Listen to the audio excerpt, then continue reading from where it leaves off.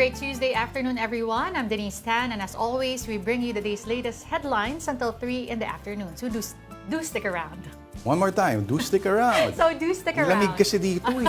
Oo, it's freezing. Parang Siberia na talaga. Lord de Vera naman po ang aking pangalan. Nung martial law may kasabihan, sa ikaunlad ng bayan, disiplina ang kailangan. Ayon naman sa kwento, may isang artista raw ang nagsabi, sa ikaunlad ng bayan, bisikleta ang kailangan. Kaya pinagbisikleta raw siya sa loob ng Fort Bonifacio.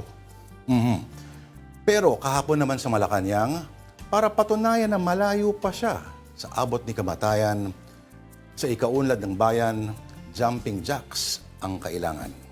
Kaya dito na tayo sa programang Super Healthy and No Need for Proof of Life. Ito na po ang Afternoon Delight.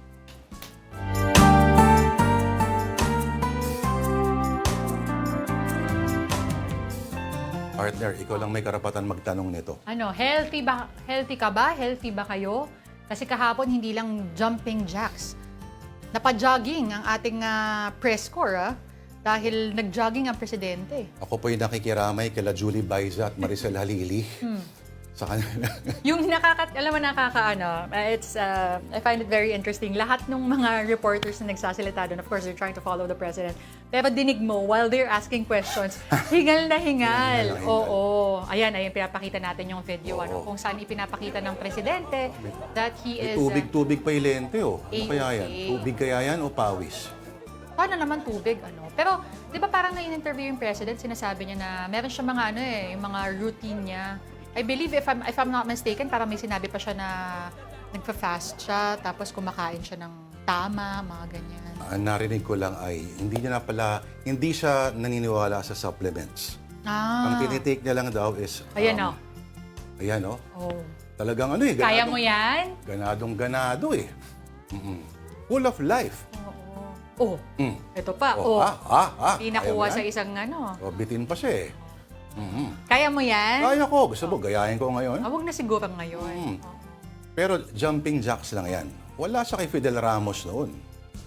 Talagang yung mga reporters, bago siya magpa-unlock ng interview, hahamunin ka niya ng push-ups. Baka hindi na ako nakapag-interview noon. Madalas mapapahiya ang mas batang reporter. Si Erap naman, naalala ko, yung health issue ni Erap, ay yung kanyang tuhod, inoperan siya sa tuhod. Tapos merong cute na footage na naglalakad si Erap with his cabinet, no? So makita mo yung mga cabinet niya, sila Angara, sila Zamora. Tapos parang nag-demo si Erap ni healthy siya. Kunyari nag-shadow box siya. Na may stance, kasi yung henerasyon nila, train sila manuntok eh. So kita mo talaga, nagbabang may forma. Kunyari, may forma, oo. Habang nakabarong. Ayan. Yun siguro talaga ang way, easiest way for them siguro to show na parang okay sila. Ganun. Pero bakit mag-issue of course, sa ilalim ng saligang batas, obligasyon ng Pangulo at actually ng buong gobyerno ipaalam ang kanyang health status. Yung mga makukulit kasi sa social media nagsasabi na hindi, may problema yan. Oo. Kasi nga daw, di ba, malaki yung pinayat daw itong Pangulo. So kaya gano'n ang kurko. So anong gusto nila mangyari? Pauupuin na si Sara Duterte. Ganun ba yun? For all the issues sa mga presidente, never naging issue ang health. Pansin mo? Rodrigo Duterte, pinakamatandang na-elect to the presidency. He was not coy about some of his ailments. Kampanya pa lang, lahat, pati bisyo niya. But also you have to be transparent nga kasi if you're holding the highest position in the country, because that stability din ang hinahanap ng taong bayan. Kaya nga may vice president at naka-ready sa ganyan. Pero dahil iba yung sitwasyon ngayon, matagal na yan. Sa totoo lang, dalawang presidente lamang ng Pilipinas ang namatay habang sila'y naninilbihang Pangulo. At pareho ang pangalan nila. Hulaan mo kung anong mga pangalan. Hindi pa yun, hindi pa health-related. Health-related? Health-related? Oo. Yung dalawa lang ang namatay na health-related. Dalawa lang namatay health-related. Okay. Parehong Manuel ang mga pangalan nila. Yung isang namatay ay sa eroplano. Yes, oo. Yung isa, namatay dahil sa complications ng TB, tuberculosis, 1944. Yung isa naman, 1948, inatake sa puso dahil sobrang sipag. Sobrang adik magtrabaho at sobrang adik sa sigarilyo. Ayun lang. Si Manuel Rojas. Kaya ako, alam mo, sa totoo lang, the presidency is the most stressful job in the world, being president of a country, lalo na katulad na sa Pilipinas. Yan, nagtataka ako sa mga naninilbihan na Pangulo na mababa lang ang blood pressure at relax lang. Hindi, talagang high pressure job. Kasi Trump yung nakakagolf pa yung hayop na yan. Oo, nod-nod ng UFC. Nod pa. By the way, nakita mo ba yung sagot niya? Yes, yung kanyang explanation, mamaya Sarap. pag-usapan natin. Nakakainis, di ba? Oo, sobrang nakakainis. Mamaya na daw pag-usapan yon. Pero The voice of God. ito na nga, lumalabas. the same way na pinag-uusapan yung health ni President BBM, syempre, like father, like son nga daw, there were also questions of the former President Marcos Sr.'s health decades ago. So, Pero makikita mo, yung tatay, fit na fit, oh. di ba? Saan ka si Elpidio Quirino lang yung isang presidente na may picture na walang pantaas, no? Laban ka, may abs pa, di ba? Oh. Yan ang tunay na lalaki talaga. May abs na, parang buko lychee pa. Ganun ka pang sinabi. Oo. Yung virility kasi nitong si FM Senior, talagang gusto niyang i-display at the slightest opportunity ito. Tingnan mo, mag-chess kayo dyan. Dahil ako naman presidente dito. Anong nangyari dyan? Ayun siya sa background, oh. Nangyari dyan. Mate na ba? Di ba? Topless pa rin. Parang ano yata yun Halloween yata. Meron pa akong isa, hindi ko naibigay kasama si BBM at si Aimin. Malilit pa sila, naka-swimming attire sila. Aba. Ito si Marcos noong 1983. Pinapakita sa mga reporters, Na walang bakas ng ano. lukma, no incisions, Yes. o walang mga tahi-tahi. Pero ang sabi kasi, sa kidney daw, ay below the waist, tawag dito. Dito? Oo. Oo. The pants line. So waistline ng pants. Malapit sa level ng pelvis, if I'm not mistaken. Oo. Pero yun kasi kaya kailangan niyang patunayan at CIA eventually daw, na ayon sa libro ni Raymond Bonner, na nagkaroon talaga ng surgery si FM Senior dahil dalawang Amerikanong mga doktor ang nag-undergo ang gumawa, no? Ang surgery. Nag-administer ng surgery. Tapos ginawa pa sa National Kidney Institute natin. Ang head noon ay walang iba kundi si Enrique Ona, ang naging health secretary kalaunan ng Pilipinas. Anyway, dito mo talaga makita na ang dali-dali ma-distract ng Pinoy, no? Ang pinag-usapan kahapon ay, ano ba? Ang tax, yung excise tax. Oo, di ba? Pagtatanggal. Inaabangan kung yung excise tax ba tatanggalin. Wala, na-relegate na lang yon sa secondary status. Ang pinag-usapan. No, but it was announced yesterday that there were cuts on fuel excise tax of kerosene and LPG. Pero, eto na nga, it's not on diesel and gasoline. And he also announced din naman, talking about BBM, the suspension of import tariffs. Makaka-apekto ba to? Pero ang inaantay ng lahat kasi yung diesel Oo. Kasi yung diesel ay yung talagang ng industry. Yes. At yung ginagamit hanggang ng pinakamahirap, well, of course. Kaya nga ngayon, di ba pinag-uusapan, naglabas ng report na yung mga farmers in Benguet, pinapabayaan na lang na mabulok yung kanilang mga crops dahil hirap din. Yung usual na ginagamit nilang machinery to run it also runs on diesel as well. Yung mga bangka ba, diesel din? Oo, diba? diesel yan. So lahat Mga talaga. barko, diesel. Kaya yun talaga yung kailangan bumaba. But there is Pati mga factory yan, diesel yan. There is a price rollback though. And the first time in the past 6 weeks, so diesel is now down by 20.89 to 23 pesos per liter. For gasoline, 4.43 to 6.50 per liter. And kerosene, 8 pesos and 50 centavos to 11 pesos and 50 centavos per liter. Diyan ako kinakabahan Yun na nga, kasi depende rin yan sa kung ano yung sasabihin ni Trump, di ba? Pag minsan maganda yung usapan, like right now, meron na namang ceasefire, di ba? 2 weeks dapat yan ulit, so medyo gumanda-ganda. So kaya nagkaroon na naman ng rollback. What about what happens next? Kakaalam natin nung weekend, wala na naman nangyari dun sa negotiations Mas nila. kinakabahan ako dito sa mga blockade. Kasi Yes. napaka-Cold War. Oo. Parang Cuban Missile Crisis. Kasi dito posible magka-standoff Kasi sabi ni Trump daw, ang US Navy haharangin ang lahat ng ships exiting the Yes. Strait of Hormuz. So ibig sabihin, doon nakadepende yung lifeblood ng ekonomiya nila. So pitpitan na to ng Yes. interest. Oo. Ng Actually, bayat. nung binanggit nga ni Trump yan, meron pa siyang, kasi a reporter was asking him, I saw a clip, na about the toll fees na kinukuha ngayon ng Iran, yung supposed $1 million dollars daw. Pero parang $2 million. $2 million, So parang sasabi ni Trump na sila din, bakit hindi pwedeng US ang humingi ng toll na yon? So ang dami na talagang Mag-share. Oo. Talagang na to si Trump. Alam mo, yung 25th Amendment dapat i-apply na yan. Alam mo yung 25th Amendment? Pwede mo palitan yung presidente kapag napatunayan ninyo na Unstable, ganyan? Oo. So, mukhang nasa ganun na yata. Sa biruin mo, maniningil ka. Hindi, tsaka it was blocked, reopened, blocked, tapos iba-block mo din yung already. Oo, tapos mamaya, yung hirit niya yung hirit niya doon sa picture. Yes. My God! Hindi yun ang una niyang pagkakataon na ginawa yun. Nung namatay si Pope Francis, naalala mo, nag-post din siya ng picture na parang Pope siya. Yes, oo. Yan ang sinasabi ko na antichrist niya, hayop na yan. So now on to our stories. A quick rundown of developments in the still unfolding global oil crisis. American President Donald Trump is warning that Iranian ships near the U.S. blockade in the Strait of Hormuz will be, quote, eliminated. Said Iranian ships that come anywhere close to a U.S. blockade shall be destroyed. Trump said Iran still has some fast attack ships despite losses from American strikes, adding that any approach would be met with quick and brutal force.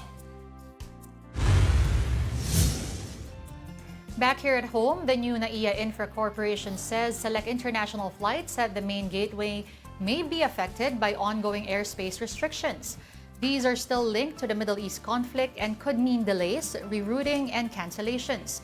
The operator advised passengers to check with airlines in advance and congestion and scheduled adjustments may occur. Philippine Airlines and Cebu Pacific earlier announced extended suspensions and network adjustments on several international and domestic routes due to safety risks. Finance Secretary Frederick Go says the government's suspension of excise taxes on liquefied petroleum gas or LPG and kerosene is a targeted measure. The move is expected to shield households from rising global fuel prices amid Middle East tensions. Go said the measure focuses relief on cooking and basic energy needs, which primarily benefits lower-income households and some middle-income families. The DOF chief stressed suspending excise taxes on diesel and gasoline will only provide limited relief and will not be as effective for vulnerable sectors. The Department of Energy has reverted to a 4-day work week policy, allowing employees to render at least 40 hours per week under its flexible work arrangements. The adjustment comes after senators criticized Secretary Sharon Garin for the agency's previous 2-day worksite policy. And the Social Welfare Department continues its special payout for PUJ and TODA drivers. In Marikina City, drivers underwent verification and validation of licenses and registration before claiming their 5,000 peso assistance. They also got free meals and drinks while waiting in line. However, some beneficiaries were still unable to claim aid due to listing and documentation issues. In Malabon City, thousands of TODA members also queued at the sports complex. The DSWD's payout will extend for a few more days while local officials work to update and consolidate lists for those who remain unpaid.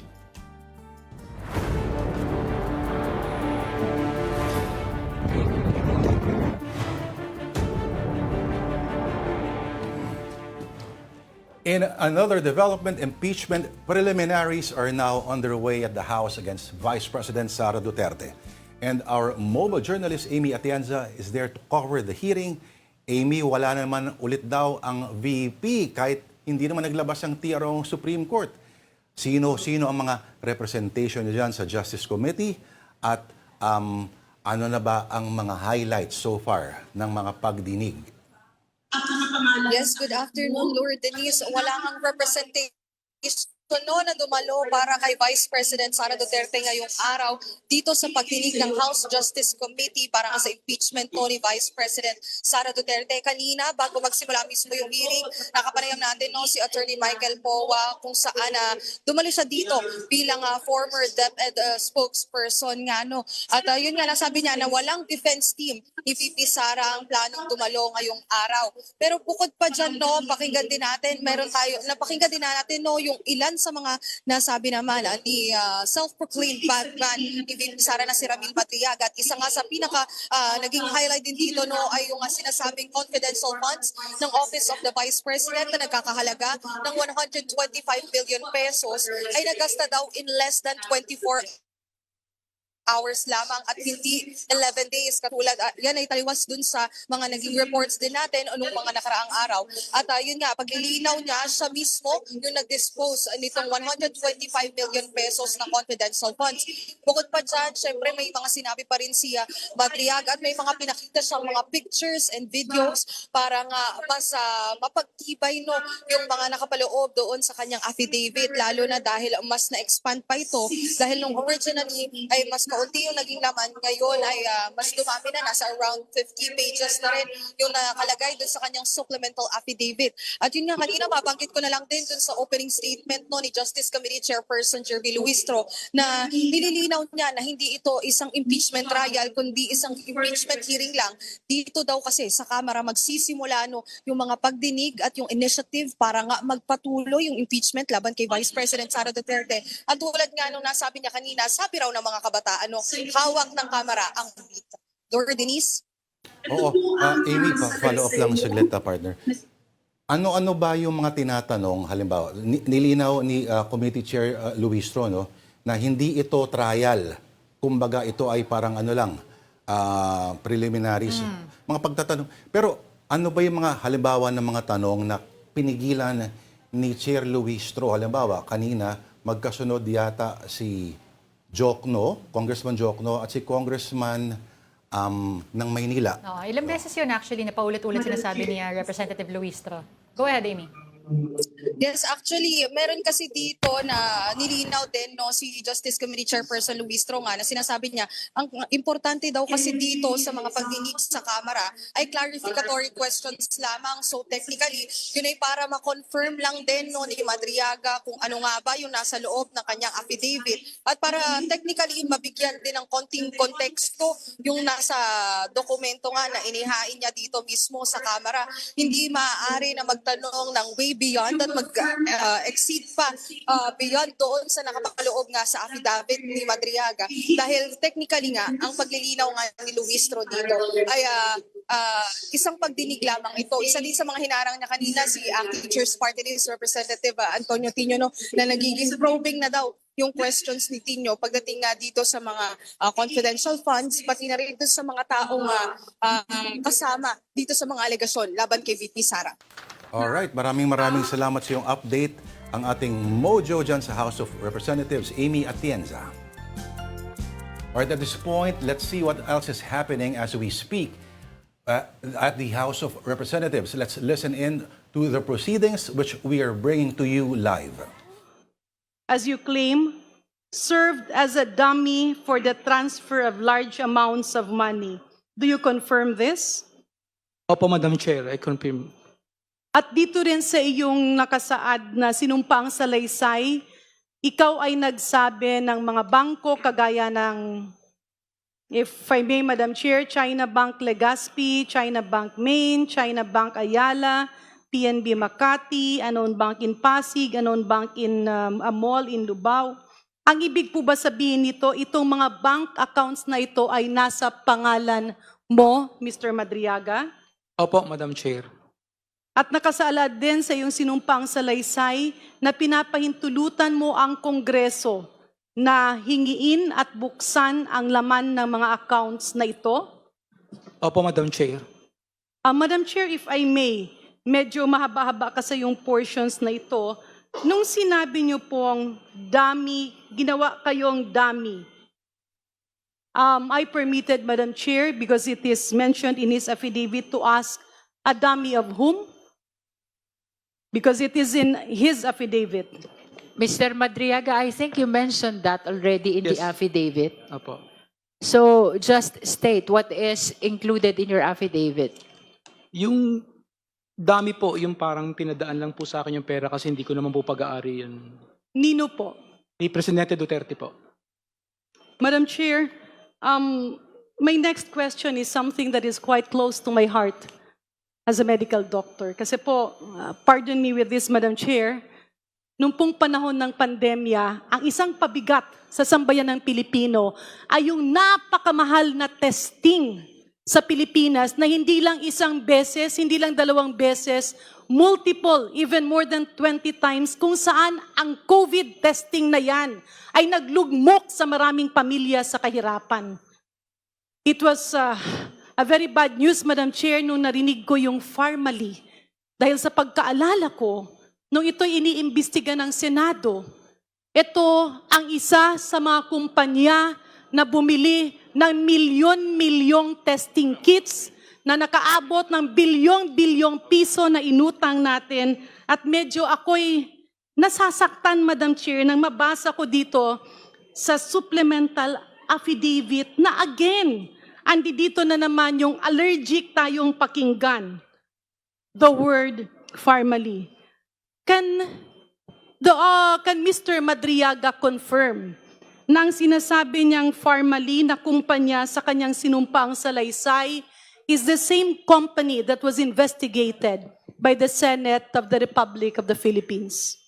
I think Mr. Madriaga is not competent to answer that, so we will just have to confine to the statement of Mr. Madriaga about the mention of Pharmally in the affidavit.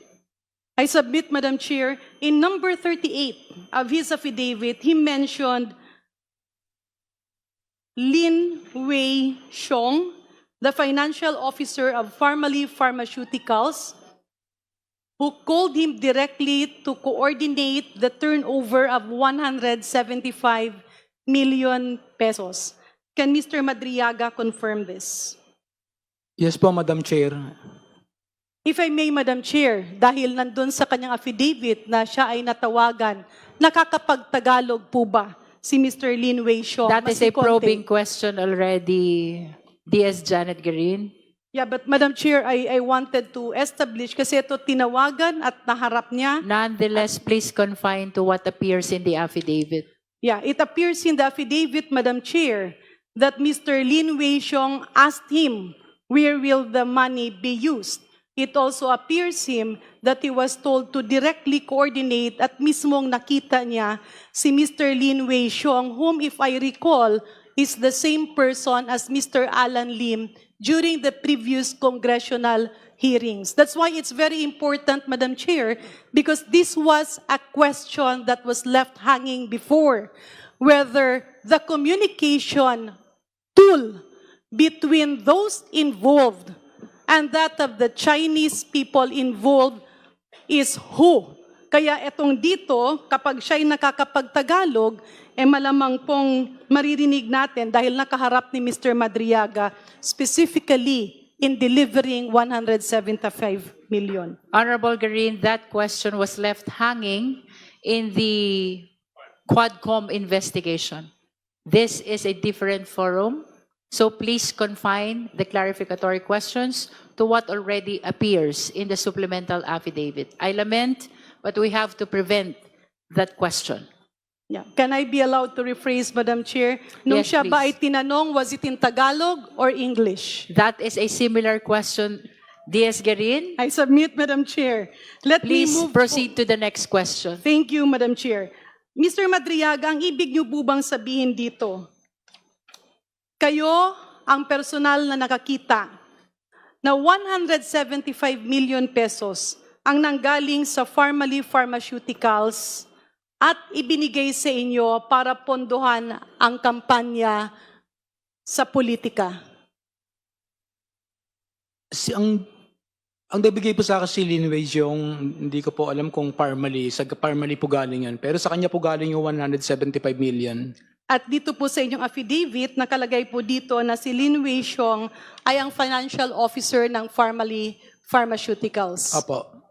Yeah, maybe, Madam Chair, at the proper time or in some other forum, we can subpoena the former Secretary Francisco Duque to shed light As on I this. have said earlier, Thank you. we will defer discussion regarding issuance of additional subpoena. Madam Chair, on page 13 of his affidavit, ang sabi po ni Mr. Madriaga, he membered Michael Yang as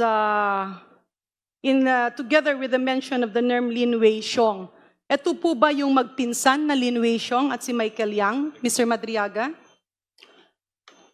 Hindi ko po sure kung magpinsan sila ni Michael Yang tsaka si Lin Wei Xiong. Thank you, Madam Chair. Madam Chair, Madam Chair, if I may, Madam to my Chair. last question. Madam Chair, The Honorable Chua. hindi po nasagot kanina ni Ramil Madriaga yung tanong po ni Congresswoman Janet Garin. What is the question?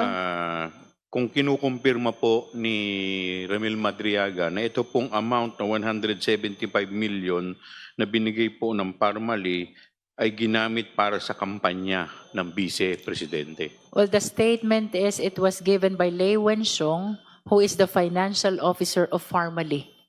Opo, Madam Chair. You confirm that? I affirm Okay. it, Madam Chair. So would you like to answer the question?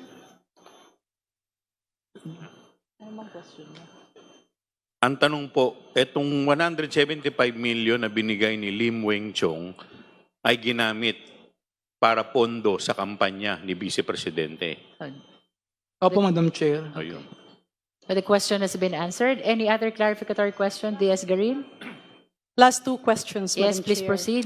On page 22 of the supplemental affidavit of Mr. Madriaga, nakasaad po dito yung pag-deliver ng allegedly ito ay perang nanggaling sa confidential fund na instead of 11 days, it became 24 hours. Nakasaad po dito na sila ay nagpunta sa OMB. On number 70, it says, we traveled to the last location, OMB parking area. On number 71, it again mentioned, when we arrived, the guard gave a signal directing us to park in a specific area in the OMB parking lot. Ano po ba ang OMB, Mr. Madriaga? Anong opisina po ito?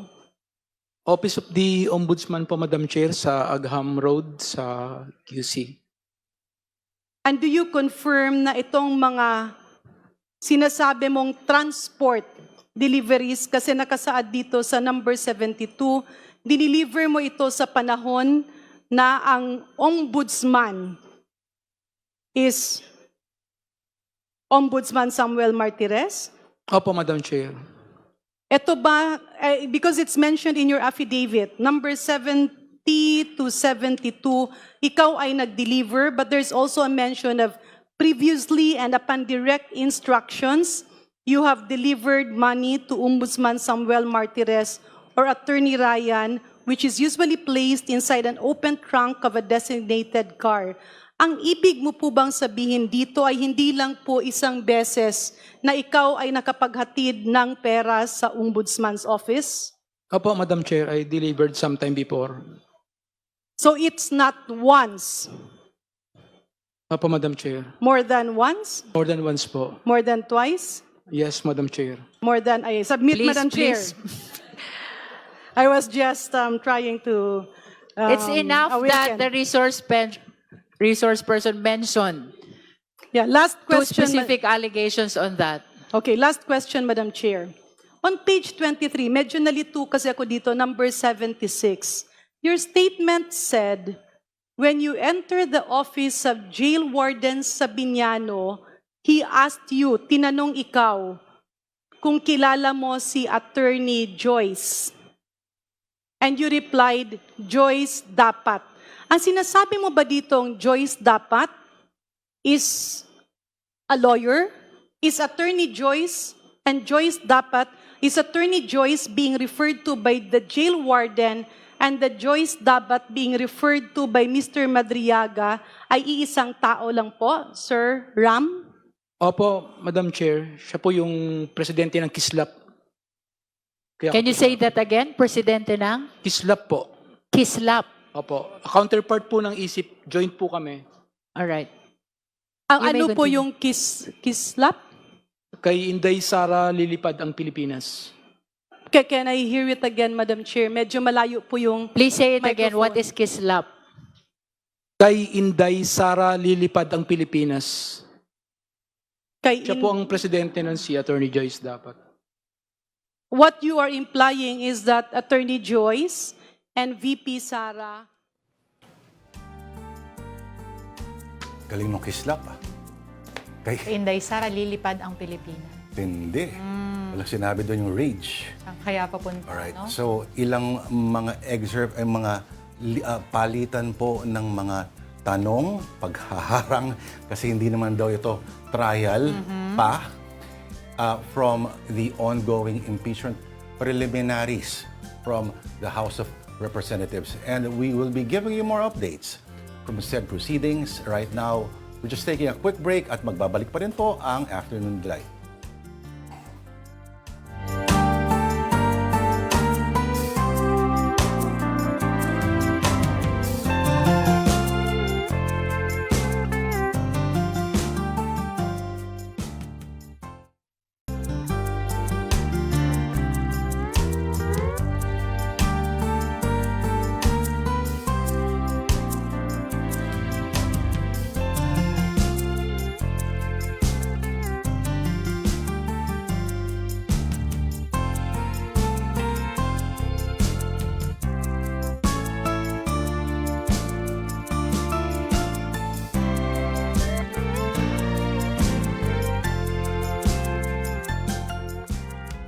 Ito pa rin po ang programang Afternoon Delight on One News. Ako po si Lourdes Vera. At ako naman po si Denise Tan. Magandang hapon pong muli. Okay, right now we bring you more stories. The LTFRB will open an online platform for applications under the Land-Based Service Contracting Program.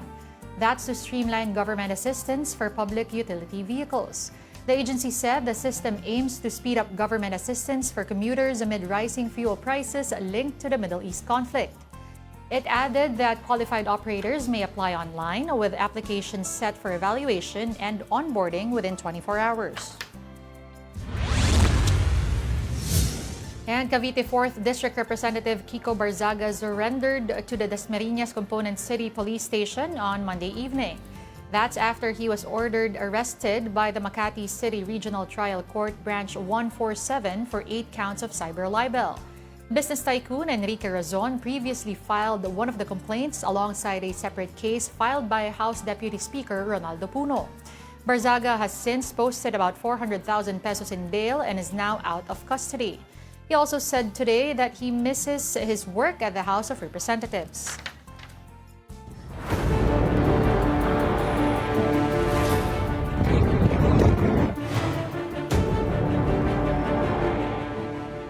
And at this point, we will be getting some insights now from political scientist Antonio Contreras, now joining us via Zoom. Welcome again sa Afternoon Delight, Professor Ton, si Lourdes Vera po ulit, at si Denise Tan. Yan ang hapon po.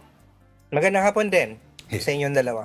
Thank you for having me. Thank you again, sir, for your time. Alam ko po, busy kayo na nakatutok po doon sa hindi mini trial, ika nga ng isang nag-repost. Pero so far, your thoughts on the proceedings. Kamusta ho ba ang pag-handle ito para sa inyo? Well, so far naman, mukhang well managed ang hearing.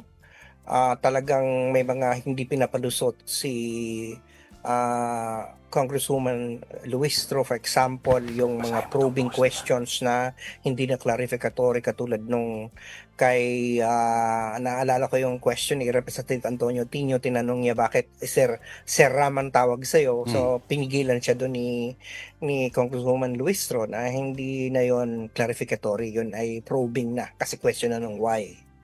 And not just a question of describing the evidence. O nga, parang ang hirap ngayon isipin, Sir Ton, kung ano na lang ba pwede itanong. Well, Opo. basically kino-confirm lang Yeah. nila. Confirmatory lang, Opo, ikaw opo. ba to? Ano yan? Saan yan? I think those are clarificatory Opo. to establish. Hinayaan na lang nila na yung mismong witness ang siyang magsalaysay. Kasi pag question kasi ng why, it's about probing Opo, already. opo.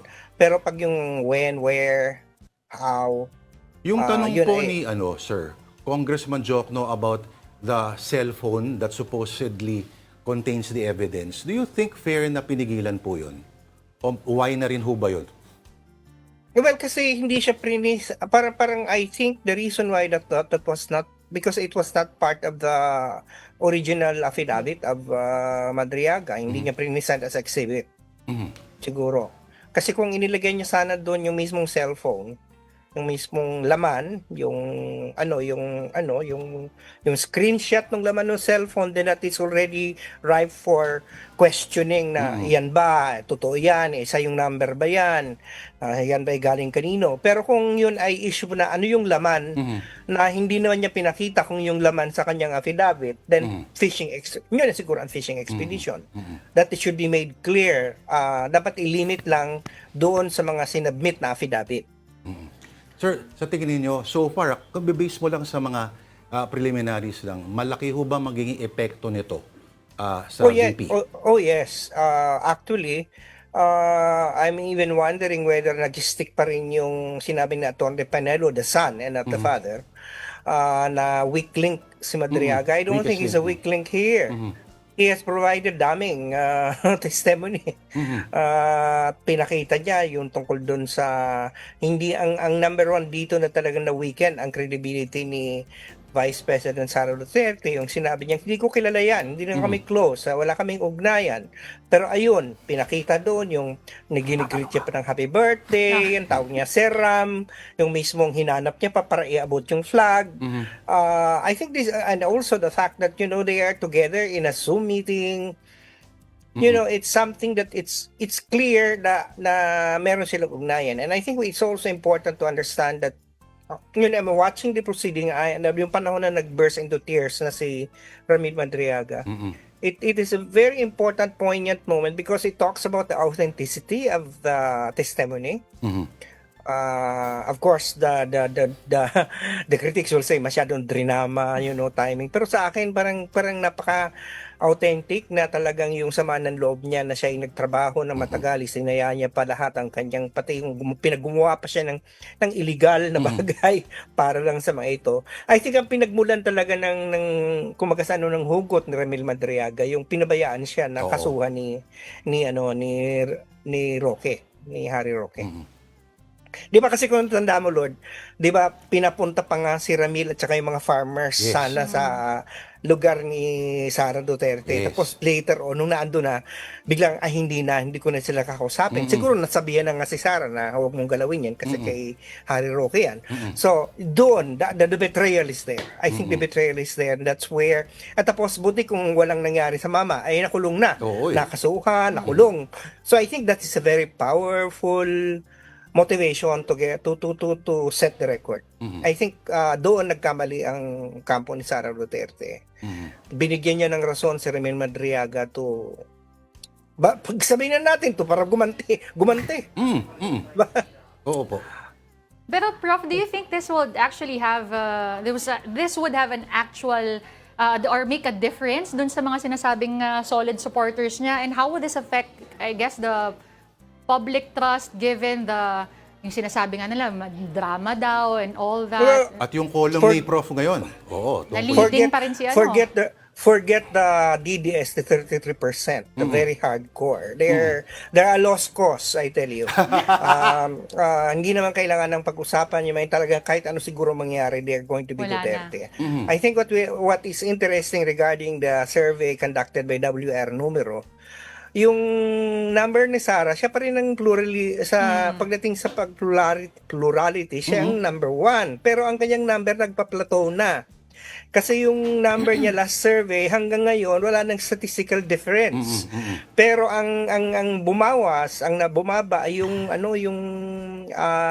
yung undecided, bumaba. Tapos marami doon lumipat kay BBM na yung 8% at yung 5% sa pink-yellow opposition. We have to qualify the opposition pink-yellow because they are opposition, and the Duterte supporters because they're also presenting themselves as opposition now. So yun yung nakakabahala dapat kay Sara kung tatanungin mo, yung nagpa-plateau na, it's too early for her to plateau.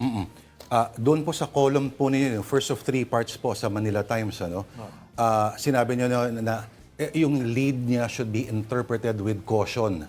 Dahil isa Yes. dito, walang solid opponent, kamo ninyo, kumbaga disjointed yung opposition, at yung key variable ay hindi yung sa tao niya, kundi yung behavior ng mga tao sa labas ng circles niya. Pwede po pakaliwanag yun, sir?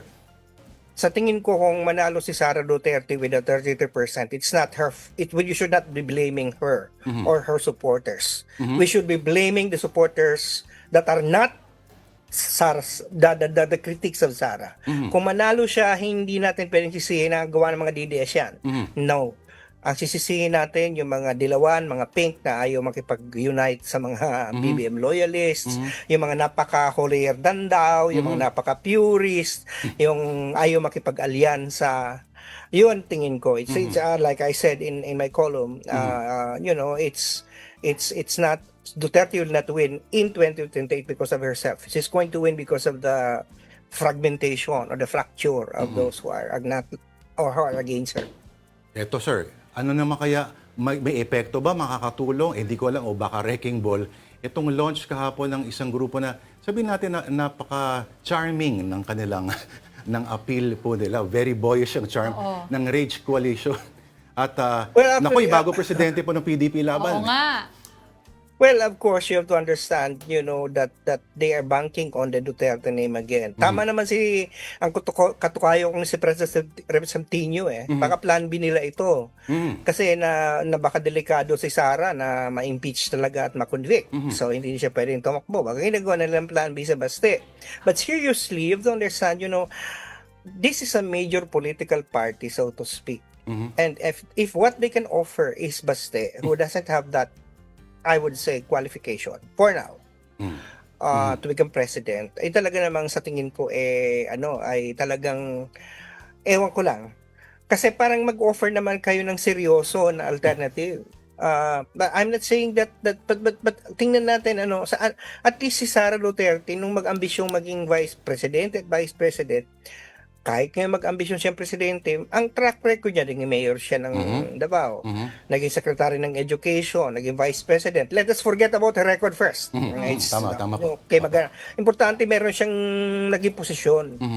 Si Baste, kaya lang na siya naging mayor kasi yung tatay niya nakakulong. Di ba vice mayor siya? Apo. And so, ngayon, naging mayor siya dahil wala to replace the tatay. And now, kinoconsider siya to become the head. He's now elected as the head of the PDP and he's being considered to run for president in case Sara Duterte gets impeached. But out of nowhere. So I think it is incumbent upon us to ask anong plataforma ng gobyerno niya. Kasi ang sinabi lang niya napaka-remarkable nung kanya nagsalita ay gusto niya lang ang ulo ni President Marcos i-offer sa kanya. So if that is the only thing that drives your politics, then you are in deep trouble as a country. Salome. Pero Prof, meron bang meron bang early indicators whether or not yung itong coalition na to would have a chance to succeed o yung makikita mo kagad na parang wala talaga? It will animate the Duterte base, which is the diehard. But as to whether it's going to expand, I doubt it. I doubt it. Because for example, if you look at the indicators, sino bang mga political figures ang naandun sa Club Filipino? Wala naman ako nakita na ang senador doon si Bongo lang yata nakita ko saka si Padilla, si Robin Padilla. Sa members ng House parang nabanagan ko lang si Leandro Leviste who finally admitted his real political color, right? So who else? Hindi ko alam na ano ba si Amy Marcos, ano ba si Rodante Marcoleta? Andun ba si Rodante Marcoleta? Andun ba si Jingo? Andun ba si Jinggoy? Andun ba si Alan Peter? So I think you have to understand whether what makes this as an attractive movement is when you see you look at the people who are there. So for now, It's I'm not- suspending my judgment, pero alam mo tong mga politiko na to, marunong dito magbasa ng tea leaf, alam nila what will make them win in 2028. Show and me who your friends are. what will just be an albatross or a baggage. Correct. Now, the other thing that I want to explain, Lord and Denise, yung kasing angas politics, for the lack of a better word, yung maangas ka, yung bargas. Opo. Sa tingin ko, nagiging toxic ba nandyan sa ngayon? Alam mo kung bakit? Bakit po? Kasi nangyayari sa Amerika, si Donald Trump is like that. But look what happened now to the world. 'Di ba? So yung ganyang politika na populist, maangas, riding on image and instead of substance, optical ang pagtingin sa politika, hindi logical and substantive. I think that brand is losing its magic. Orban of Hungary lost Yo, grabe yun. despite the endorsement of Yes. J.D. Vance. Yes. So I think identity politics is already, at the end of the day, mapapagod din ng tao sa pagiging galit. Kasi tingnan mo, ang kanilang pangalan, rage, galit, pero accountability daw. Sabi ko, accountability, my whatever. Baka ako i-blip ninyo pag sinabi ko yung ASS. Gusto ko yung meaning na sinare ni- Accountability, my put. But you have to understand, accountability, pero pinagtatanggol nyo yung gusto nyo ma-insulate si Sarah for accountability, kung ano mga TRO ginagawa, ano mga ba't hindi na lang harapin yung kaso, di ba? Now, but poot, galit, Oo. madali yan sa lahat. Sabi ko nga sa mga kausap ko, mga estudyante, that is the most viable emotion to exploit in politics, Yes. right? Anger, frustration. However, mapapagod din ng tao sa galit at puot. At the end of the day, they're going to ask anong solusyon. Kasi katulad ngayon, galit tayo lahat. Galit. Pero may nagagawa ba ang galit? Oo. Bumababa ang presyo ng langis, Correct. hindi naman.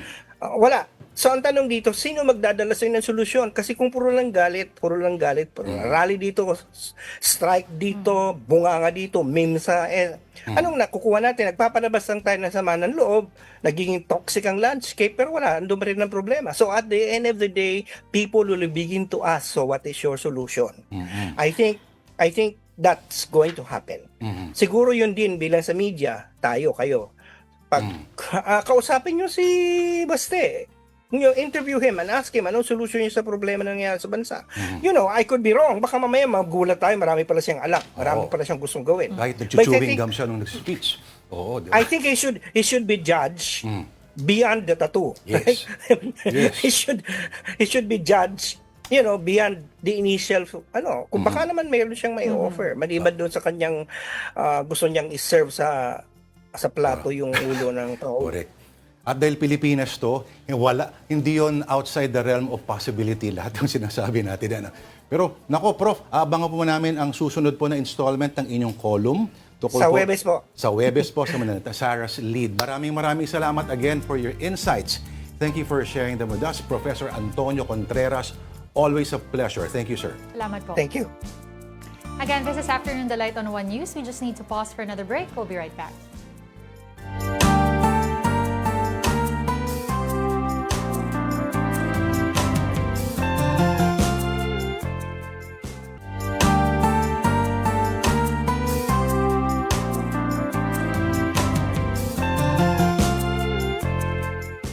And you're still watching Afternoon Delight, and we thank you for staying with us. And our delight of the day is omelet. Theme of the week pa rin natin ay itlog. Social naman ang pagsasabi ng itlog. Itlog. Itlog. Oh, ayan. Unay sa mga waray. Okay. Delight of the day, omelette.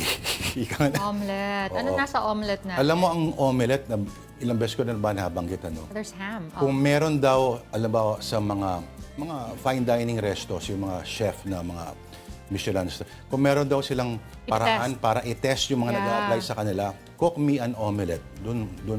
Simple lang, kala mo simple lang, pero hindi. Bakit kaya, no? Ano masasabi mo sa omelette? Lasang Wait ice lang. candy?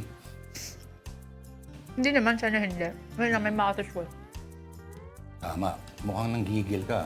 Ako, sa simpleng scrambled egg, okay na ako eh. Pero ako kasi mas mahilig ako sa yung fried egg, yung sunny side up. Ayun, madali lang yun. Pero ito, it has ham, and cheese, basically. Ham and cheese. Ham and cheese. So, okay na rin na snack or breakfast Sa, yan. sa mga sa Pampanga, ano? Ham and cheese. Ham and cheese. Ham and heg. Okay, stories on social media. Now, all about the American president. Kanina pinag-uusapan na natin, ano? On just about all international news organizations, Trump's post depicting him as Jesus is deleted, and the president then explains his post. Tinanong siya eh. The Associated Press has that soundbite, and let's listen to that. Well, it wasn't depiction. It was me. I did post it, and I thought it was me as a doctor, and had to do with Red Cross as a Red Cross worker there, which we support, and only the fake news could come up with that one. So I just heard about it, and I said, "How did they come up with that? It's supposed to be me as a doctor, making people better." No, I don't, because Pope Leo said things that are wrong. He was very much against what I'm doing with regard to Iran, and you cannot have a nuclear Iran. Pope Leo would not be happy with the end result. You have hundreds of millions of people dead, and it's not going to happen. So I can't. I think he's very weak on crime and other things. So I'm not. I mean, he went public. I'm just responding to Pope Leo. There's nothing to apologize for. He's wrong. The other thing is he didn't like what we're doing with respect to Iran, but Iran is wants to be a nuclear nation so they can exterminate the world. Not going to happen. Doktor siya. Sino ginagamot dyan? Si Jeffrey Epstein? Yeah. Ang Actually, I was looking at the... Nakakainis yung parang, yung sanay na sa magsinungaling. Di ba?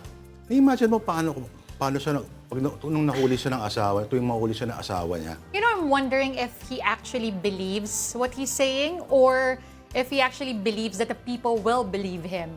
Kasi parang I was looking at the comment section nga, wow, that parang sinasabi ng mga tao, wow, that makes so much sense, because when I go see my doctor, he's always wearing like a red cape, and he has glowing hands. Ganyan talaga yung doktor ko. Yan talaga ang nagsuot ng mga doktor, di ba? Oo. Hindi na kailangan ng mga stethoscope, maglilay lang siya ng hands on the sick. Ayos na yan. At Red Cross pa talaga, no? Asan ang logo ng Red Cross dyan? Eh baka dahil nga may cape, ano, yun Yeah. ang palusot niya. Patunayan niya, ipako siya sa krus, di ba? So maganda yun. Ang confused ako, ano yung nasa background? Yung nasa ere? Ano nga ba yun? Ito. Yung parang may ano, yung nasa glowing rays. Bakit parang may pakpak na hindi ko maintindihan? Ano yung mga yon? Tatlo sila, di ba? Parang si Eric Trump, si Donald Trump Jr., sa gitna si Jared Kushner. Tama ba? Hindi, si Baron pala sa gitna. Ayun. Pero grabe, no? Grabe yung explanation nito ni... O baka kinuha lang sa sa mga X-Men na mga Marvel Universe poster. Pero alam mo, nakakainis talaga eh. Magsisidong alam mo yun. Huwag mo na kaming nang GG siya eh. Oo eh. Alam mo kung dito yan, sanay na rin pala tayo. Sanay na rin. Nakakainis lang to kasi bare-faced lie talaga. Oo. Tsaka sobrang poker face na nag-explain. Tsaka yung hirit na the Pope is soft on crime. Ang Santo Papa siya. Hindi siya head ng police department ng Detroit. Hindi siya si Robocop. Oo. So, bakit siya magtataw on crime? Ang basic tenet ng Christianity is... Magpapatawad. Ano pa ba? Wag na, baka...